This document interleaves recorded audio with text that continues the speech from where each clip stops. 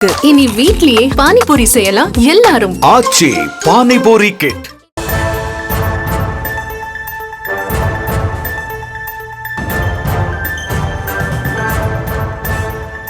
மற்றொரு அண்மை செய்தியை பார்த்து வருகிறோம். தாவேக்காவினுடைய பூத் கமிட்டி கருத்தரங்கமானது இன்று 2வது நாளாக கோவை குருமம்பாளையத்தில் இருக்கக்கூடிய தனியார் பொறியியல் கல்லூரியில் இன்று மாலை நடைபெற இருக்கிறது. இந்த நிலையில் அங்கு கூடியிருக்கக்கூடிய தொண்டர்களுக்கும் பவுன்சர்களுக்கும் இடையே தள்ளுமுள்ளு ஏற்பட்டிருப்பதாக கள தகவல்கள் தெரிவிக்கின்றன.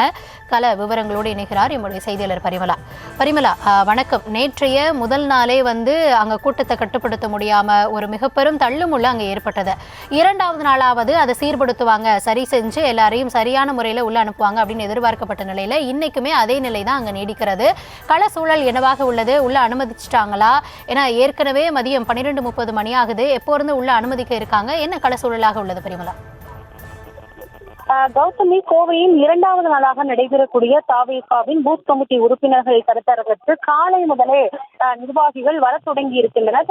தற்பொழுது பவுன்சர்களுக்கும் கட்சியினருக்கும் இடையே ஒரு தள்ளுமுள்ளு ஏற்பட்டதால் இந்த பகுதியில் சிறிது நேரமானது பரபரப்பு ஏற்பட்டிருக்கிறது. இன்று மாலை 3 மணிக்கு தொடங்க உள்ள கூட்டத்திற்கு காலை முதலே பூத் கமிட்டி உறுப்பினர்கள் நுழைவாயுவில் முன்பாக நீண்ட வரிசையில் நின்று வருகின்றனர். நீண்ட நேரம் வெயிலில் காத்திருந்த கட்சியினர் ஆத்திரமடைந்து தடுப்பை திறந்துவிடக் கோரி கூச்சலிட்டு வருகின்றனர்.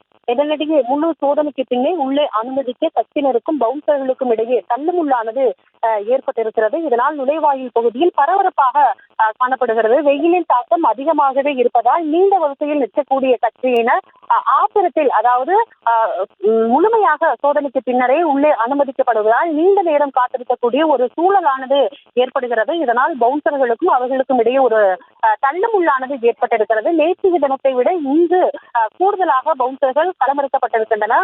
முழுக்க இன்றும் எந்த விதமான பொருட்களுமே உள்ளே எடுத்து செல்ல அனுமதிக்கப்படுவதில்லை. அதாவது கட்சியினுடைய துண்டு மற்றும் வாட்டர் பாட்டில், அதே போல செல்போன் போன்ற எந்த விதமான பொருட்களுமே உள்ளே அனுமதிக்கப்படவில்லை.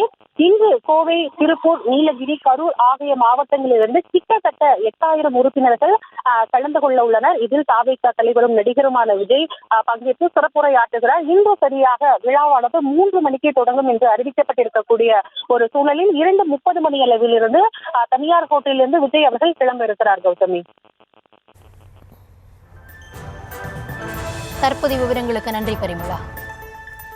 இனி வீட்லயே பானிபூரி செய்யலாம் எல்லாரும். ஆச்சி பானிபூரி கிட்.